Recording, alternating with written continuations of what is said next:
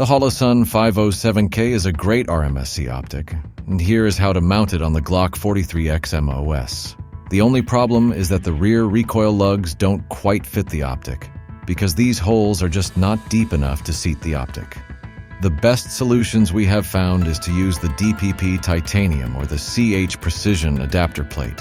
After using both, the DPP titanium plate is definitely the better option. Check out the link below to get it. The plate fits tight by locking onto the 4 recoil lugs.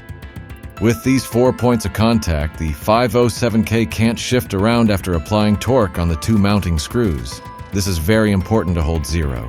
Use a good torque wrench like the Fix-It sticks or the Real Avid to prevent over-torque, and set them to 15-inch pounds each. Please leave a comment if there is another option. Using this method, there is no need to trim off the rear recoil lugs, and you can preserve the slide cut for other RMSC optics if you choose to switch later. For other red dot options, watch this one next.